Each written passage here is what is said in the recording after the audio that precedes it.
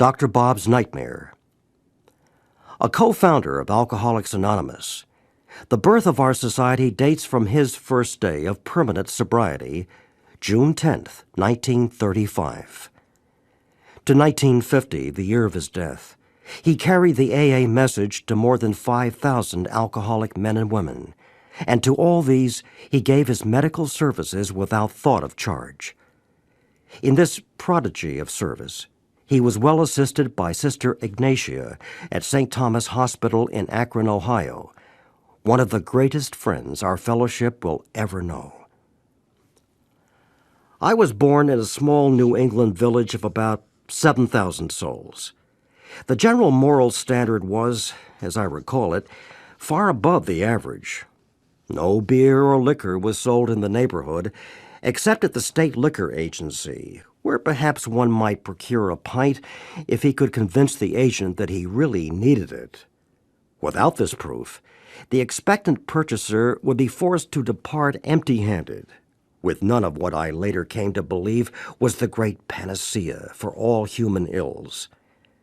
Men who had liquor shipped in from Boston or New York by express were looked upon with great distrust and disfavor by most of the good townspeople. The town was well supplied with churches and schools in which I pursued my early educational activities.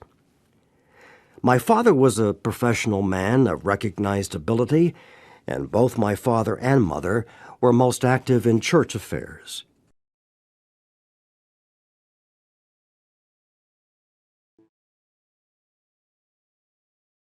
Both father and mother were considerably above the average in intelligence.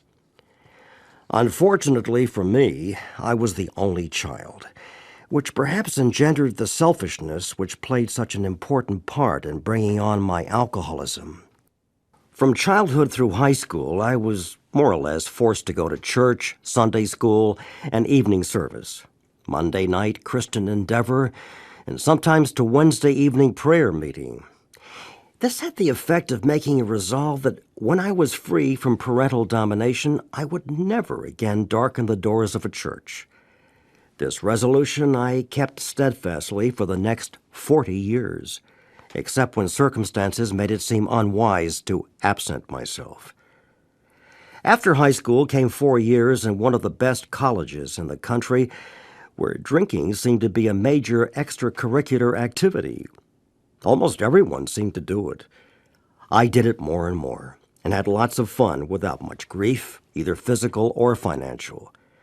I seemed to be able to snap back the next morning better than most of my fellow drinkers, who were cursed, or perhaps blessed, with a great deal of morning after nausea. Never once in my life have I had a headache, which fact leads me to believe that I was an alcoholic almost from the start. My whole life seemed to be centered around doing what I wanted to do, without regard for the rights, wishes, or privileges of anyone else, a state of mind which became more and more predominant as the years passed.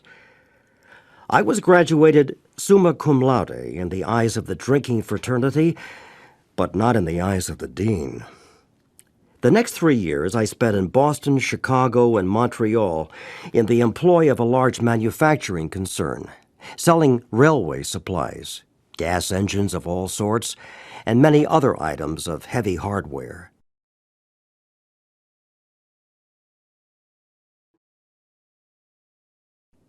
During these years, I drank as much as my purse permitted, still without paying too great a penalty, although I was beginning to have morning jitters at times. I lost only a half-day's work during these 3 years. My next move was to take up the study of medicine, entering one of the largest universities in the country. There I took up the business of drinking with much greater earnestness than I had previously shown. On account of my enormous capacity for beer, I was elected to membership in one of the drinking societies, and soon became one of the leading spirits.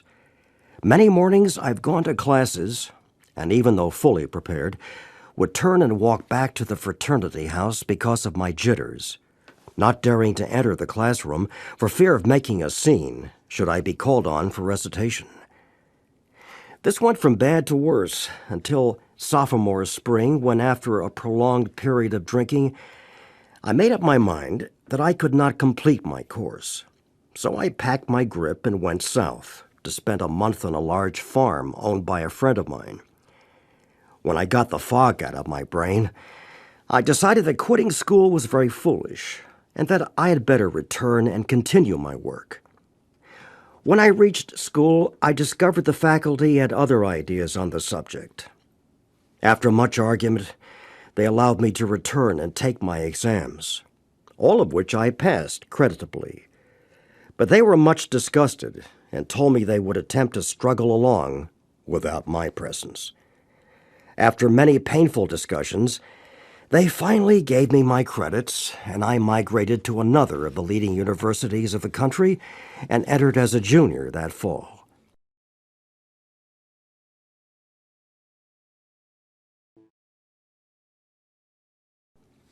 There, my drinking became so much worse that the boys in the fraternity house where I lived felt forced to send for my father, who made a long journey in the vain endeavor to get me straightened around. This had little effect, however, for I kept on drinking and used a great deal more hard liquor than in former years. Coming up to final exams, I went on a particularly strenuous spree. When I went in to write the examinations, my hand trembled so I could not hold a pencil. I passed in at least 3 absolutely blank books. I was, of course, soon on the carpet, and the upshot was that I had to go back for 2 more quarters and remain absolutely dry if I wished to graduate. This I did, and proved myself satisfactory to the faculty, both in deportment and scholastically. I conducted myself so creditably that I was able to secure a much-coveted internship in a western city where I spent 2 years. During these 2 years, I was kept so busy that I hardly left the hospital at all. Consequently, I could not get into any trouble. When those 2 years were up, I opened an office downtown. I had some money, all the time in the world, and considerable stomach trouble. I soon discovered that a couple of drinks would alleviate my gastric distress, at least for a few hours at a time, so it was not at all difficult for me to return to my former excessive indulgence. By this time, I was beginning to pay very dearly physically, and in hope of relief, voluntarily incarcerated myself at least a dozen times in one of the local sanitariums.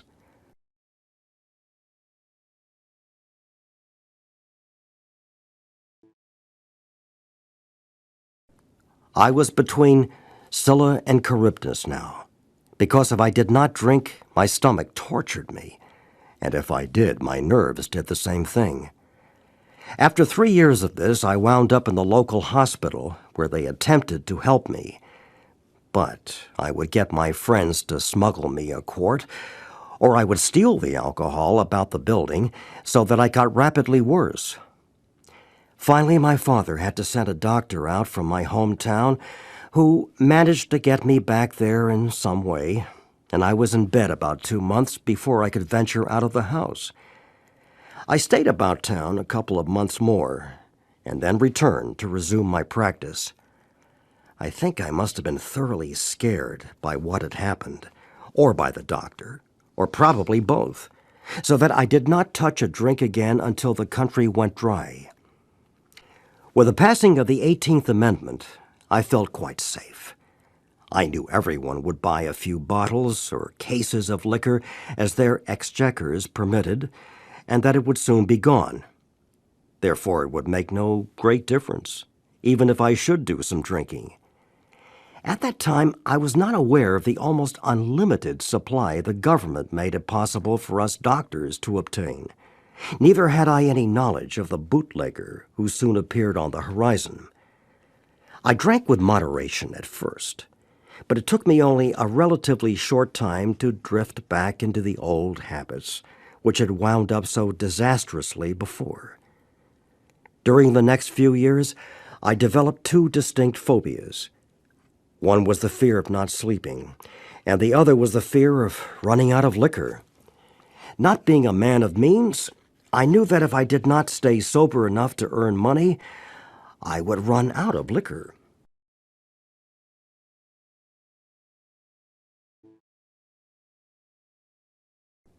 Most of the time, therefore, I did not take the morning drink, which I craved so badly, but instead would fill up on large doses of sedatives to quiet the jitters, which distressed me terribly. Occasionally, I would yield to the morning craving, but if I did, it would be only a few hours before I would be quite unfit for work. This would lessen my chances of smuggling some home that evening, which in turn would mean a night of futile tossing around in bed, followed by a morning of unbearable jitters. During the subsequent 15 years, I had sense enough never to go to the hospital if I had been drinking, and very seldom did I receive patients. I would sometimes hide out in one of the clubs of which I was a member, and had the habit at times of registering at a hotel under a fictitious name. But my friends usually found me, and I would go home if they promised that I should not be scolded. If my wife was planning to go out in the afternoon, I would get a large supply of liquor and smuggle it home and hide it in the coal bin, the clothes chute, over door jambs, over beams in the cellar, and in cracks in the cellar tile. I also made use of old trunks and chests, the old can container, and even the ash container. The water tank on the toilet I never used because that looked too easy. I found out later that my wife inspected it frequently. I used to put 8 or 12-ounce bottles of alcohol in a fur-lined glove and toss it onto the back airing porch when winter days got dark enough. My bootlegger had hidden alcohol at the back steps, where I could get it at my convenience. Sometimes I would bring it in my pockets, but they were inspected, and that became too risky.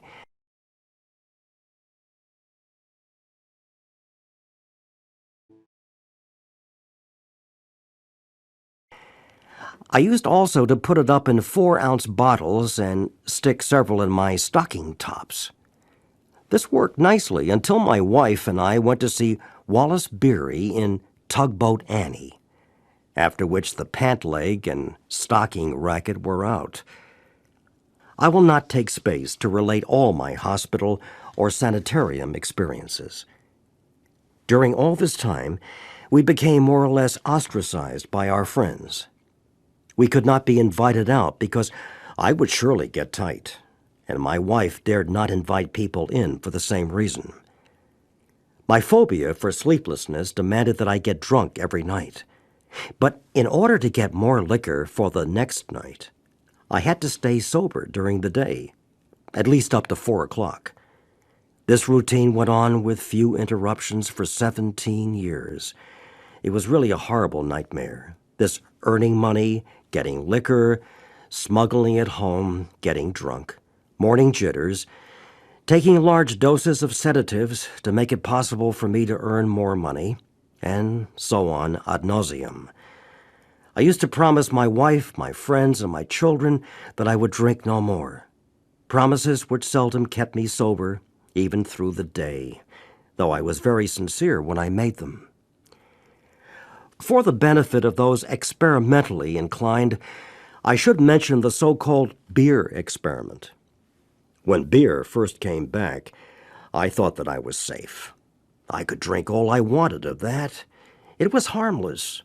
Nobody ever got drunk on beer. So I filled the cellar full, with the permission of my good wife. It was not long before I was drinking at least a case and a half a day. I put on 30 pounds of weight in about 2 months, looked like a pig, and was uncomfortable from shortness of breath.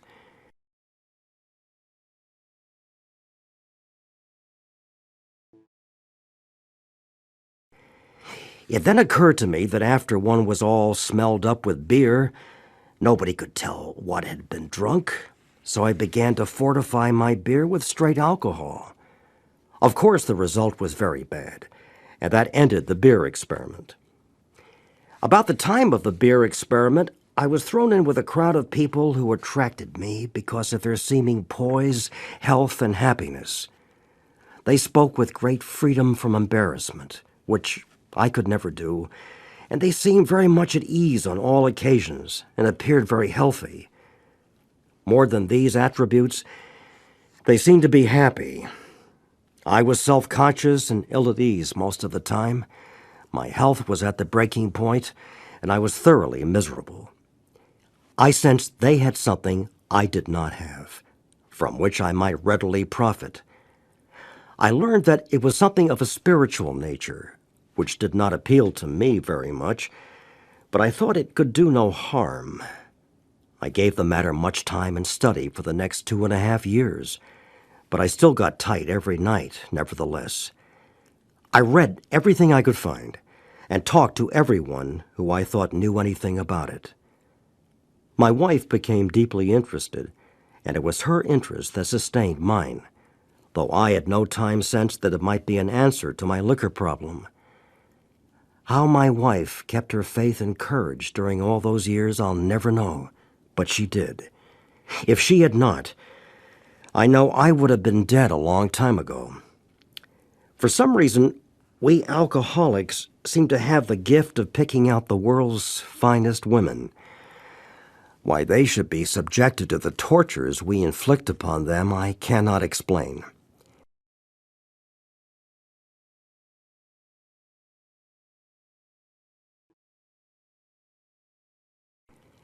About this time, a lady called up my wife one Saturday afternoon, saying she wanted me to come over that evening to meet a friend of hers who might help me. It was the day before Mother's Day, and I had come home plastered, carrying a big potted plant, which I set down on the table and forthwith went upstairs and passed out. The next day she called again.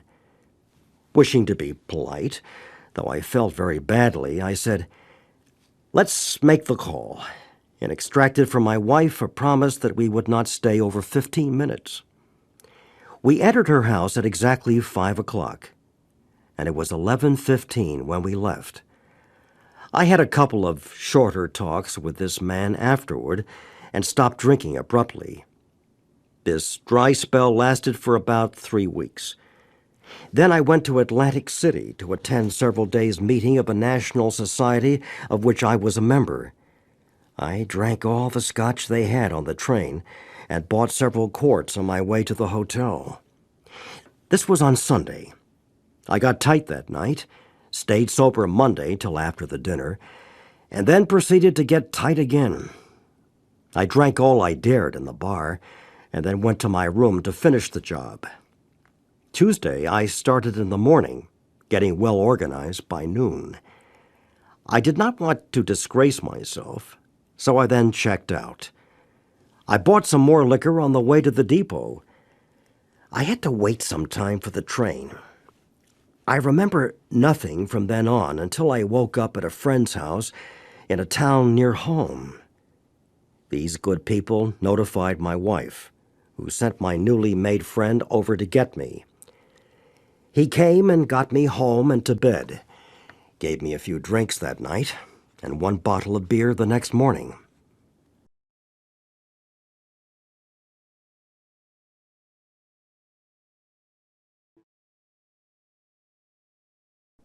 That was June 10th, 1935, and that was my last drink. As I write, nearly 4 years have passed. The question which might naturally come into your mind would be, what did the man do or say that was different from what others had done or said? It must be remembered that I'd read a great deal and talked to everyone who knew, or thought they knew, anything about the subject of alcoholism. But this was a man who had experienced many years of frightful drinking, who had had most all the drunkard's experiences known to man, but who had been cured by the very means I had been trying to employ, that is to say, the spiritual approach. He gave me information about the subject of alcoholism which was undoubtedly helpful.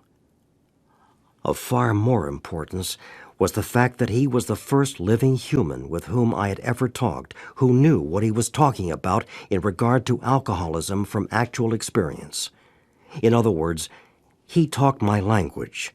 He knew all the answers, and certainly not because he had picked them up in his reading. It is a most wonderful blessing to be relieved of the terrible curse with which I was afflicted. My health is good, and I have regained my self-respect and the respect of my colleagues.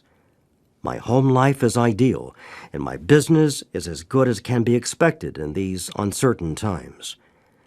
I spend a great deal of time passing on what I learned to others who want and need it badly. I do it for 4 reasons. 1. Sense of duty. 2.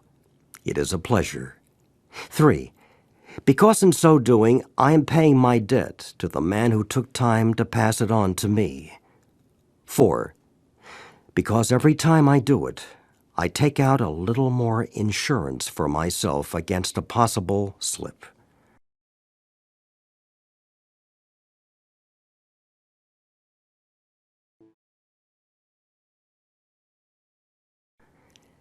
Unlike most of our crowd, I did not get over my craving for liquor much during the first 2½ years of abstinence. It was almost always with me. But at no time have I been anywhere near yielding. I used to get terribly upset when I saw my friends drink and knew I could not. But I schooled myself to believe that though I once had the same privilege, I had abused it so frightfully that it was withdrawn. So it doesn't behoove me to squawk about it, for, after all, nobody ever had to throw me down and pour liquor down my throat. If you think you are an atheist, an agnostic, a skeptic, or have any other form of intellectual pride which keeps you from accepting what is in this book, I feel sorry for you. If you still think you are strong enough to beat the game alone, that is your affair. But if you really and truly want to quit drinking liquor for good and all, and sincerely feel that you must have some help, we know that we have an answer for you. It never fails, if you go about it with 1/2 the zeal you have been in the habit of showing when you were getting another drink. Your Heavenly Father will never let you down.